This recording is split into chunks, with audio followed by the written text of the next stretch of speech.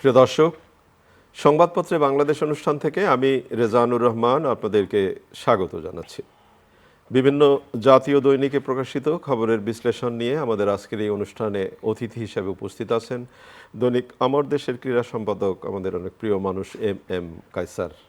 কায়সার ভাই, স্বাগত আপনাকে। স্বাগত আপনাকে। শুভ সকাল। শুভ সকাল। আজকে আপনাকে ডাকবার একটি উদ্দেশ্য আছে। সেই উদ্দেশ্যটা হলো যে আমরা তো অনেক কিছুই প্রত্যাশা করি। আমাদের খেলায় কেন এত জয় হয় না, আমরা কেন পরাজয়ে বরণ করি, কিন্তু একটা গাছ যখন আমরা রোপণ করি তখন বোঝ করি গাছটার পরিচর্যা করতে হয়, নার্সিং করতে হয়। তো সেই জায়গায় খেলাধুলার ব্যাপারটা প্রায় উপেক্ষিতই ছিল। গতকাল মাননীয় প্রধানমন্ত্রী যে উদ্যোগটা নিলেন, সেই উদ্যোগটা নিয়ে একটু কথা বলবো। তার আগে পত্রিকায় প্রকাশিত কয়েকটা শিরোনাম আপনাকে একটু পড়ে শোনাই।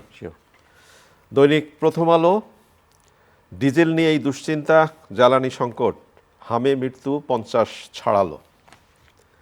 দৈনিক যুগান্তর, তীব্র জ্বালানি সংকটের প্রভাব, আয় কমেছে, বাড়ছে ব্যয়, খেলোয়াড় জীবনে কোনো রাজনৈতিক দলের সদস্য হবেন না, মাননীয় প্রধানমন্ত্রী বলেছেন। দৈনিক সমকাল, 20,000 কোটি টাকা বাড়তি ভুতুর্কি চায় বিদ্যুৎ বিভাগ, চলতি বছর হামের রোগী বেড়েছে 75 গুণ। কালের কণ্ঠের শিরোনাম, হাম বেড়েছে 75 গুণ, খার্ক দ্বীপ দখলের হুমকি ট্রাম্পের। দৈনিক ইত্তেফাক, জ্বালানি তেলের দাম সমন্বয়ের প্রভাব ও ভর্তুকি চাহিদা পর্যালোচনা করছেন সরকার। বাংলাদেশ প্রতিদিন, সব কুশীলব গোয়েন্দা জালে, গণতন্ত্রের প্রতিপক্ষ হয়ে উঠছে ভিও ও ভাইরাল ব্যবসা। আমার দেশের শিরোনাম, বৈধ অবৈধ পথে ভারতে যাচ্ছে বিপুল অর্থ, জুলাই যোদ্ধাদের আইনি সুরক্ষা অব্যাহত থাকবে, হামের প্রাদুর্ভাবে বাড়ছে শিশুর মৃত্যু। মানবজমিনের শিরোনাম, দীর্ঘ হচ্ছে কুশীলবদের তালিকা, নজরদারিতে অনেকে, চাঞ্চল্যকর তথ্য, স্থল হামলা মোকাবিলায় প্রস্তুত ইরান। খবরের কাগজ, ট্যাগ অফিসারের তদারকি তবু দুরবস্থা, জ্বালানি সংকট, হামের সংক্রমণ উদ্বেগজনক, দেশজুড়ে হামের বিস্তার, অন্তর্বর্তী সরকারের অদক্ষতায় টিকার সংকট। আমাদের সময়, হামের প্রাদুর্ভাবে বাড়ছে উদ্বেগ, কৃত্রিম সংকট, কঠোর সরকার, জ্বালানি সরবরাহ নিয়ন্ত্রণে নানা পদক্ষেপ।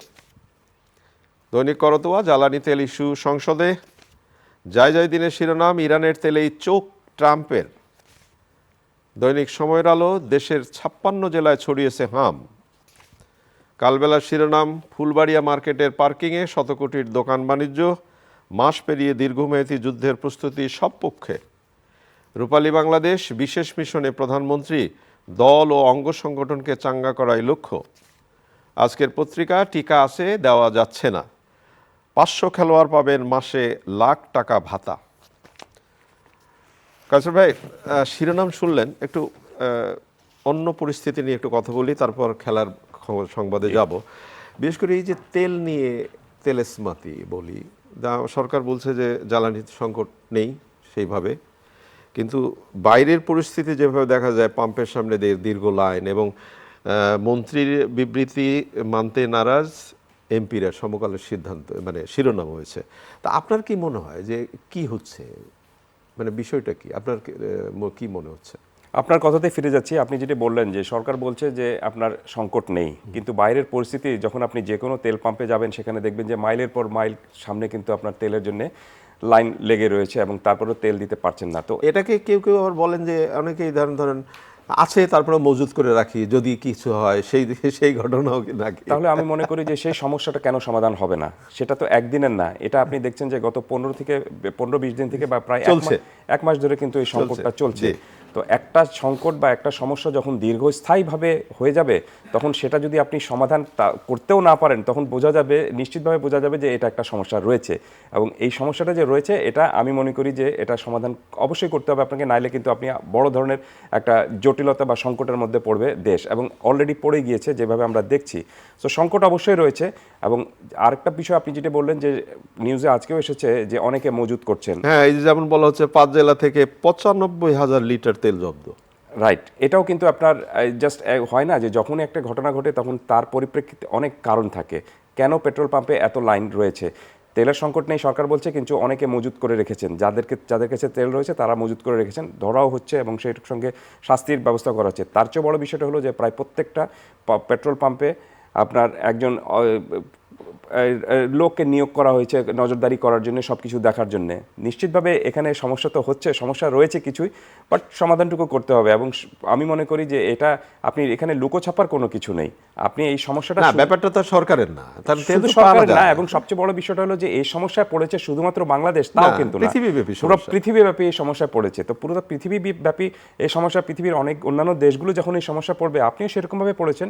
বিষয়টা হলো যে আপনি কত সফিস্টিকেটেড কায়দায় এই সমস্যার সমাধান করতে পারবেন, আপনি কত সুন্দরভাবে আপনার জনগণকে বোঝাতে পারবেন, বা আপনি কত সুন্দরভাবে একটা সমস্যা। তো আমরা করোনার সময় দেখেছিলাম না যে সমস্যা তো হয়েছিল, বিশ্বব্যাপী হয়েছিল, বাংলাদেশে সেটা সামাল দেওয়ার চেষ্টা করেছিল। এটিও একটি বিশ্বব্যাপী সমস্যা। তবে কায়সার ভাই, একটা ব্যাপার বোধহয় মনে হয় আমাদের দেশে সম্ভবত আমরা একটা ব্যাপার থাকি যে আমি আগে বাঁচি তারপরে কি হয়। যেমন ধরেন আলুর দাম বেড়ে গেল, আমার আলু হয়তো 1 কেজি দিয়ে চলে, আমি 5 কেজি 10 কেজি কিনে আমি মজুত করলাম। পেঁয়াজের ক্ষেত্রেও তাই হয়। তো এই ক্ষেত্রেও বোধহয় তাই হচ্ছে, অনেকেই মনে করছে যে আমি আগে বেঁচে নেই, আমি আগে তেলটা ভরাই নেই, তারপরে অন্যরা কি করবে সেটা। এটা তো আমাদের সংস্কৃতির মধ্যেই পড়ে গিয়েছে কিন্তু করতে। যেমন ধরেন আপনি পেঁয়াজের আলুর কথা বললেন, আমি আরেকটু করি আপনাকে, সেটা হলো যে আপনি যখন দেখবেন যে রোজা বা রমজানে আপনি পৃথিবীর সব দেশে আপনার দাম কমে, আমাদের এখানে দাম বেড়ে যায়। এবং কোন জিনিসের দাম, যে জিনিসের দাম কিন্তু খুবই কম, আপনি বেগুনের দাম বেড়ে যাচ্ছে, আপনার পেঁয়াজের দাম বেড়ে যাচ্ছে, লেবুর দাম বেড়ে যাচ্ছে, লেবু বাজারেই পাওয়া যাচ্ছে না। সো এই সংকটটা থাকবে, এবং যারা ধরেন আপনি এই পুরো প্রক্রিয়ার সাথে জড়িত বা ব্যবসার সাথে জড়িত, তারা সেই সময়টা একটু বাড়তি সুবিধা নেওয়ার চেষ্টাটুকু করেন বলে এই প্রবলেমগুলি তৈরি হয়। ঠিক একই রকমভাবে এখন কিন্তু আপনি তেলের বিজনেসে যারা রয়েছেন, তারাও এই ধরনের, যেটা 95,000 আপনার মেট্রিক টন ধরা পড়েছে, 95,000 লিটার তেল জব্দ হয়েছে। তার মানে এটা আপনি সার্বিক পরিস্থিতি চিত্র কিন্তু না, চিত্র আরো ভয়াবহ রয়েছে।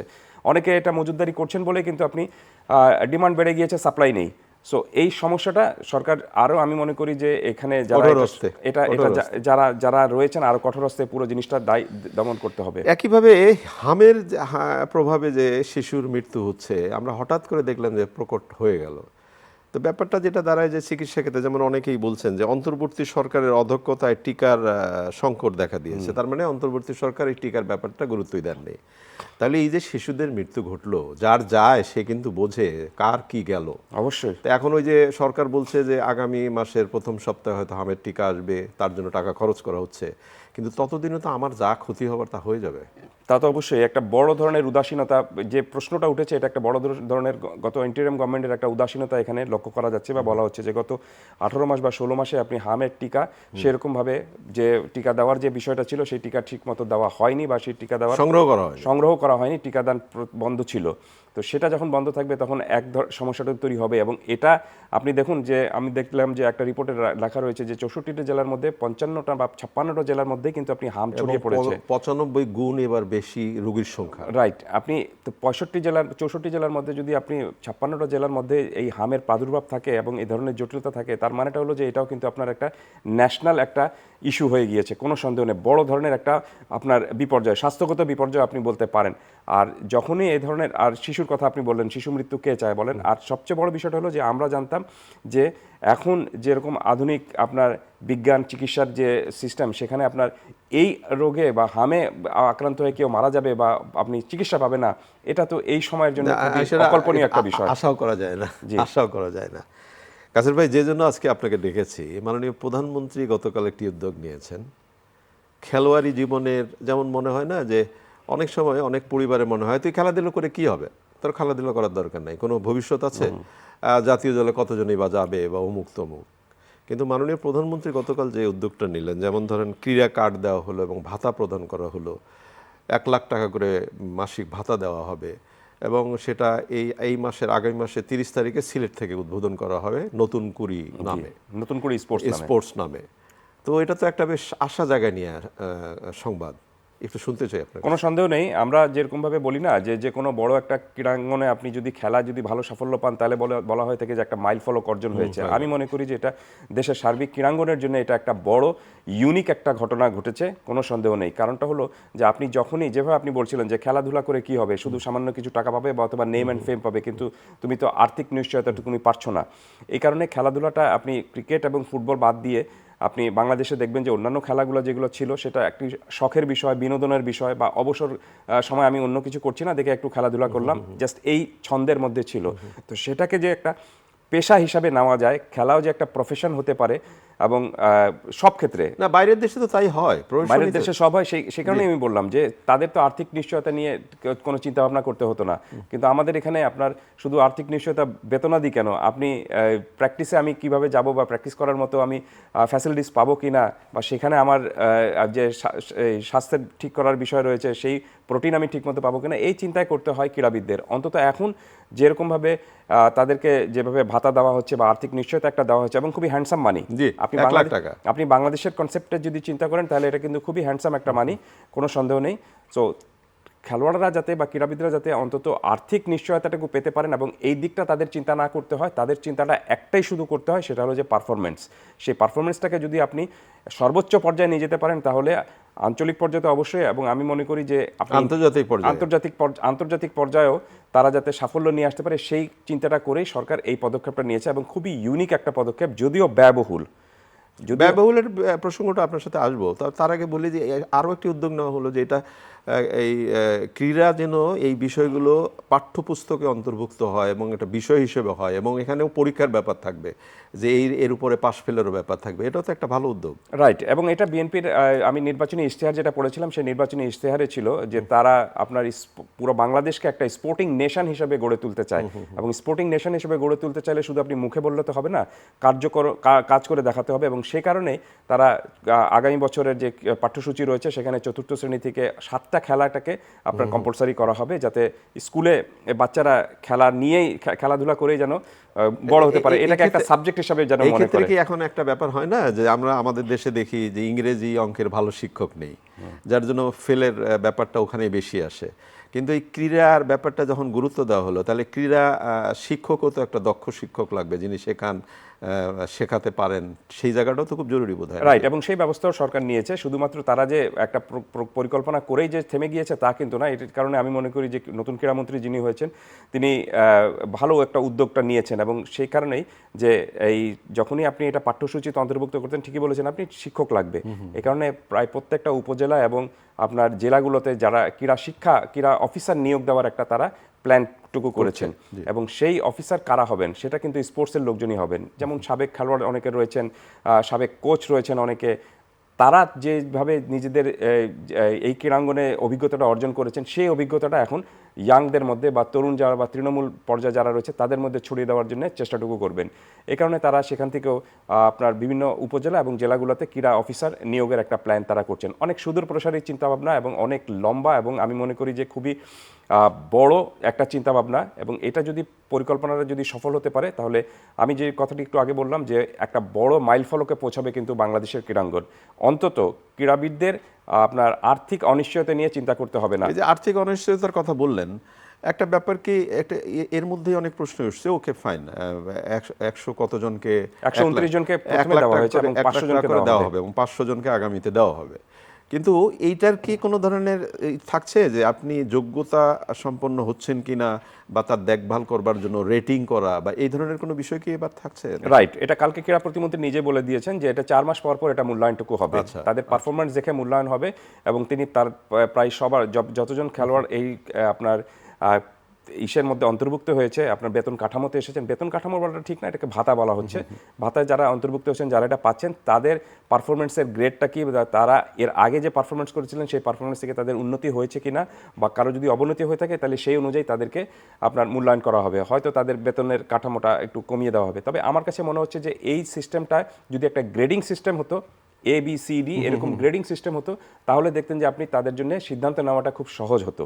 যে নইলে দেখবেন যে আপনি যে আপনার ক্রীড়াবিদ আপনার 15 বছরের অভিজ্ঞ, তিনিও 1 লাখ টাকা পাচ্ছেন, আর যিনি 6 মাস আগে এসেছেন তিনিও 1 লাখ টাকা পাচ্ছেন, ফলে আপনি এই ডিফারেন্স তৈরি করাটা একটু কঠিন। সময়ের প্রয়োজনে আস্তে আস্তে শুরু হয়েছে, আমরা আশা করছি, আমরা এখন সমালোচনা করছি না, আমরা আশা করছি যেহেতু শুরু হয়েছে একটা ভালো উদ্যোগ, আপনি অনেক ধরনের লুপহোলস থাকবে, কিন্তু সেই লুপহোলসগুলো কাটিয়ে উঠে যাতে এই পুরো বিষয়টা যেন একটা দীর্ঘস্থায়ী হতে পারে, এটা শুধুমাত্র দেখানোর মতো বিষয় না হয়, এবং এটার সাথে যে সরকারের একটা ভালো পরিকল্পনা রয়েছে, সৎ পরিকল্পনা রয়েছে, সেই সৎ পরিকল্পনার সঙ্গে যারা জড়িত রয়েছেন তারা সবাই যেন এটাকে একটা ভালো পর্যায়ে নিয়ে যেতে পারেন। এবং সেই অর্থে আমি এটাকে একটা খেলা হিসেবে দেখছি, একটা ঠিক ফুটবল বা একটা ম্যাচ হিসেবে, ক্রিকেট ম্যাচ হিসেবে আপনি যেভাবে জেতার চেষ্টা করেন, আমি মনে করি যে এই পুরো পরিকল্পনাটা বর্তমান ক্রীড়া মন্ত্রণালয়ের বা ক্রীড়া প্রতিমন্ত্রীর জন্য এটা একটা খেলা হিসাবে তিনি নেবেন, একটা গেম হিসাবে, যে গেমটা তাকে, যে ম্যাচটা তাকে হ্যান্ডসামলি জিততে হবে। আরেকটা ব্যাপার কি হয় না, একটু প্রসঙ্গ উঠতেই পারে বোধহয়, যেমন জানি শেখাবেন, আপনি শেখাবেন, আমাকে শেখাবেন, আমি 1 লাখ টাকা বেতন ভাতা পাচ্ছি, কিন্তু যিনি শেখাবেন তারও বোধহয় পারিশ্রমিকের ব্যাপারটাও একটু ভাবতে হবে যে তিনি কতটা পারিশ্রমিক পাবেন, সেই পারিশ্রমিকের জায়গাতেও তারও তো আবার একটা আন্তরিকতার ব্যাপার থাকবে, সেটা কি ভাবা হচ্ছে? অ্যাবসলিউটলি, আপনি খুবই ভালো একটা প্রশ্ন তুলেছেন, এবং সেই মর্যাদাটুকু আমি মনে করি শিক্ষকদের বা স্পোর্টস শিক্ষকদের বা যে কোনো শিক্ষকদের দেওয়া উচিত। এবং একই সাথে যদি আবার স্পোর্টস শিক্ষকের স্কুলকে তাকে যদি আপনি বেশি বেতন দেন, তাহলে অন্য শিক্ষকদের ব্যাপারে তো আবার আরেকটা ঝামেলা হবে, যে আমি কি করলাম। রাইট, সেটাই নিশ্চয়ই তাকে তার বেতনটা ধরেন আপনার প্রধান শিক্ষকের বা প্রধান আপনি বেশি হবে না। সো নিশ্চয়ই এই পরিকল্পনা যখন গভর্নমেন্ট নিয়েছে, আমরা আলোচনা কেন করলাম যে এই বিষয়গুলো যেন ভাবা হয়, তার কোনো একটা চমৎকার উদ্যোগ, সেই উদ্যোগের প্রশংসা করতেই হয়, এবং এটা নিয়ে আমরা অনেক আশাবাদী। অনেক ধন্যবাদ আপনাকে। আমার মনে হয় এরপরে যদি আরো কোনো সুযোগ আসে আমরা এই বিষয়গুলো নিয়ে কথা বলবো। আরেকটা বিষয় আলোচনা করতে চাই, যেমন ধরেন 31 দিন পার হলো ট্রাম্পের, আমি যদি বলি যে খামখেয়ালিও যদি বলি, তো সেই জায়গা থেকে এখন উনি যেটা করবার চেষ্টা করছেন যে ইরানের খার্ক দ্বীপ দখল এবং বিদ্যুৎ কেন্দ্র এবং তেলকূপ ওনার চাই, না হলে ওনার চলবে না। তাহলে কি হবে পৃথিবীটার? দেখুন, আপনি যদি 31 দিনের যুদ্ধের একটা পর্যালোচনা করেন, তাহলে আলটিমেটলি কিন্তু আমেরিকা এই যুদ্ধ জেতেনি। এখন পর্যন্ত আমেরিকা এই যুদ্ধ জেতেনি। আমেরিকার মতো একটা সুপার পাওয়ার একটা দেশ, ইরানের মতো আপনি কম শক্তিশালী দেশের বিরুদ্ধে 31 দিন ধরে যুদ্ধ করছে, কিন্তু সেই যুদ্ধের এখন পর্যন্ত ফয়সলা হয়নি। যদিও তারা অনেক, সেখানে আপনার বোমাবাজি হয়েছে, অনেকে প্রেসিডেন্ট মারা গিয়েছেন, আপনি বড় ধরনের ক্ষয়ক্ষতি হয়েছে, প্রত্যেক দিনই আমরা দেখছি যে বোমা পড়ছে এবং মানুষ মারা যাচ্ছে। তারপরেও এই যুদ্ধে আমেরিকা জিততে পারেনি। কারণটা হলো যে কৌশলগতভাবে ইরান কিন্তু অনেক এগিয়ে রয়েছে। বিশেষ করে আপনার যেভাবে আপনার হরমুজ প্রণালী তারা আটকে রেখেছে, এবং সেখান থেকে যে আপনার সেই কৌশলগত বিষয়টা এবং খার্ক দ্বীপ আপনি যেটি বললেন, এই দুটো জিনিসই হলো গিয়ে এখন ইরানের সবচেয়ে বড় শক্তির কেন্দ্র, সেটা আমেরিকা বুঝতে পেরেছে, এবং এই কারণে তারা খার্ক দ্বীপটা দখল করার চেষ্টাটুকু করছে এবং হরমুজ প্রণালীতে নিজেদের আধিপত্য বিস্তারের একটা চেষ্টাটুকু করবে। তারা জানে যে এই দুটো জায়গায় যদি তারা নিতে পারে বা দখল করতে পারে বা এই জায়গায় তাদের আধিপত্য বোধটা প্রতিষ্ঠিত করতে পারে, তাহলে ইরানের আসল মেরুদণ্ডটাই ভেঙে দেওয়া হবে। সেই চেষ্টাটুকু তারা এখন করছে। এই কারণে সেটা করতে হলে আপনাকে আবার স্থল বাহিনীর যুদ্ধ ছাড়া সম্ভব না। সেটা তো স্থল বাহিনীর লোকজন মধ্যে পাঠিয়েছে, রাইট, 3,500-এর মতো সেনা পাঠানো হয়েছে। ইরানও বলেছে যে আমরাও প্রস্তুত রয়েছি, আমাদেরও 10 লাখ সৈন্য রয়েছে। তো সব কিছু মিলে পুরো পরিস্থিতি যেদিকে যাচ্ছে সেটা মোটেও স্বস্তিকর কোনো কিছু বিষয় না। কারণটা হলো যে যুদ্ধ দু দেশের মধ্যে হয় না রেজা ভাই। যুদ্ধ যখনই হয় তখন সেটা দু দেশের মধ্যে আটকে থাকে না, সেটা কিন্তু পৃথিবীব্যাপী কিন্তু ছড়িয়ে পড়ে, এবং সেই দায়টা এখন আমাদের সবাইকে চুকাতে হচ্ছে। তেলের সংকট যেটা হলো এই যুদ্ধের কারণেই তো তেলের সংকটটা হচ্ছে। এই যুদ্ধের কারণেই হয়েছে, এবং সেটা পুরো বিশ্বব্যাপী সেই সমস্যাটা পড়েছে। এবং তার চেয়ে বড় বিষয়টা হলো যে আপনি দেখবেন যে এটা শুধুমাত্র যে সবচেয়ে বড় যে প্রবলেমটা তৈরি হচ্ছে সেটা হলো যে আপনি আর্থিকভাবে প্রায় প্রত্যেকটা দেশ কিন্তু ক্ষতিগ্রস্ত হচ্ছে। আপনি জ্বালানি তেলের এই সংকটের কারণে জ্বালানি তেলের মূল্য বেড়ে গিয়েছে, আন্তর্জাতিক বাজারে মূল্য বেড়ে গিয়েছে। আর তেলের মূল্য বাড়া মানেটাই হলো যে আপনি এটার সাথে সম্পৃক্ত অন্যান্য যা কিছু রয়েছে সবকিছু জিনিস বাড়বে। জনজীবনের যত মানে খরচ রয়েছে সেই খরচগুলো বাড়বে, কিন্তু বাড়তি টাকা আপনি কোত্থেকে পাবেন? তো সবকিছু মিলে একটা বড় জটিল এবং অর্থনৈতিক সংকটের মধ্যে খুব সম্ভবত শুধু বাংলাদেশ না, পৃথিবী পড়ে যাচ্ছে। একটু দেশের খবরে আসি। সংসদ চলছে, বিশেষ করে গণভোট বিতর্ক নিয়ে এখন আলোচনাও চলছে। তার বাইরে আবার দেখা গেল মাননীয় প্রধানমন্ত্রীর সাথে বিরোধী দলীয় নেতা দেখা করলেন। তো সবকিছু মিলিয়ে সংসদে আলোচনা চলছে, এবং এই চিত্রটাও কিন্তু একটা আশা জায়গায়। এর আগে কিন্তু আমরা এইভাবে দেখতে পারি নাই, আমরা এই চিত্রটা দেখি নাই যে প্রধানমন্ত্রী তার অফিস কক্ষে বসে আছেন, বিরোধী দলের নেতা তার সাথে দেখা করতে গেছেন, আবার প্রধানমন্ত্রী তাকে এগিয়ে দিলেন চলে যাওয়ার সময়। এই সংস্কৃতিগুলো বা এই আচরণগুলোই তো বা আমরা একটু আশা করি নাকি? রাইট, খুবই সুন্দর এবং সৌহার্দ্যমূলক, সম্প্রীতিমূলক আমরা এই ধরনের সংস্কৃতি দেখতে চাই। কারণ এই সহনশীলতা, রাজনীতিতে এই সহনশীলতা দেখার জন্যই কিন্তু আমরা অপেক্ষায় ছিলাম। আর সবচেয়ে বড় বিষয়টা হলো যে আপনার মধ্যে মতদ্বৈধতা থাকতেই পারে, বিরোধী দলের সঙ্গে সরকারি দলের মতদ্বৈধতা থাকবে, কোনো সন্দেহ নেই, কিন্তু সেই মতদ্বৈধতা শুধুমাত্র যেন আপনার পার্লামেন্টের মধ্যেই যেন আলোচিত হয়। সেটার জন্য আমরা যেন ওই রাজপথ দখল করে অথবা আপনি ওই শাহবাগে আন্দোলন করে আপনি রাস্তা আটকে মানুষের জীবনের দুর্বিষহ করে, রাইট, মানুষের জীবন দুর্বিষহ বা যন্ত্রণা দেওয়ার কোনো কিছু নেই। সো এই কারণে আমি মনে করি যে আমি লজিক্যাল একজন মানুষ হিসেবে একটা জিনিস খুব আমার ভালো লাগছে যে অন্তত ডিবেটটা আপনি যে জায়গায় হওয়ার কথা সেখানেই হচ্ছে। এটা যেন বাইরে যেন না হয়, বাইরের জনজীবনে যেন এটা মানে আপনার সমস্যা যেন না পড়ে, এবং সেখানে আপনি লজিক্যাল ডিবেট করে যারা জিতবে, এবং সেটাই আমি মনে করি যে সেটা না, তর্ক সমাধানে আসা বিতর্ক উচিত। হবেই, দেশের জন্য যেন হয়। তর্ক বিতর্ক অবশ্যই হবে, কিন্তু সেটা যেন দেশের জন্য হয়, রাইট এবং আমাদের যে পারস্পরিক সম্পর্ক, সৌহার্দ্য, সেটা যেন বজায় থাকে। রাইট। আপনি যেভাবে বলছিলেন যে আপনি প্রধানমন্ত্রী যেভাবে বিরোধী দলের নেতাকে এগিয়ে দিলেন, অভ্যর্থনা স্বাগত জানালেন এবং যাওয়ার সময় এগিয়ে দিলেন, এবং এই এত তর্ক বিতর্কের মধ্যেও তো এটাই আমি মনে করি যে দিস ইজ কল্ড টলারেন্সি। এই টলারেন্সিটা যদি শুধু রাজনৈতিক জীবনে না, আমি মনে করি যে পুরো বাংলাদেশের সর্বক্ষেত্রে যদি হয়, তাহলে দেখবেন যে আপনি ট্রেনে উঠতে গিয়ে বা বাসে উঠতে গিয়ে ধাক্কাধাক্কির প্রয়োজন হবে না, আপনি লাইনে ধরায় সবাই উঠতে পারবে। কিন্তু সো এই আমি মনে করি যে এটা রাজনৈতিক জীবনে যদি এই টলারেন্সি থাকে, তাহলে এটাতে আপনি সামাজিক জীবন এবং আমাদের শিক্ষাটা তো সেখান থেকে আসে, শিক্ষাটা সেখানে আসবে, এবং আমাদের সবাই জন্য খুব সুন্দর একটা উদাহরণ হবে এটা। সো আমার কাছে মনে হচ্ছে যে প্রধানমন্ত্রী যে একটা সিস্টেম চাচ্ছেন, বা যে ধরনের একটা রাজনৈতিক সহনশীলতা দেখতে চাচ্ছেন বা শিষ্টাচার দেখতে চাচ্ছেন, সেটা খুবই ভালো, এবং আমি মনে করি যে সেই উদাহরণটা বাংলাদেশের জন্য খুব ভালো হবে। অনেক অনেক ধন্যবাদ আপনাকে। প্রিয় দর্শক, আমরা যে বিষয়গুলো নিয়ে আলোচনা করলাম আপনারা নিশ্চয়ই শুনলেন। এই যে মাননীয় প্রধানমন্ত্রী যে অনুকরণীয় দৃষ্টান্ত স্থাপন করছেন, এইটা অনেক আশা জাগায় আমাদের মধ্যে। ভালো থাকবেন। আমাদের একটু পরেই রংতুলিতে মুক্তিযুদ্ধ যে অনুষ্ঠানটি প্রতি বছর 26শে মার্চে হয়, সেই অনুষ্ঠানটি কিছুক্ষণ পরেই চ্যানেল আইতে শুরু হয়ে যাবে এবং এটা সরাসরি সম্প্রচার হবে। আপনারা নিশ্চয়ই থাকবেন, ভালো থাকবেন। আগামীকাল নিশ্চয়ই এই সময় আবারও কথা হবে। খোদা হাফেজ।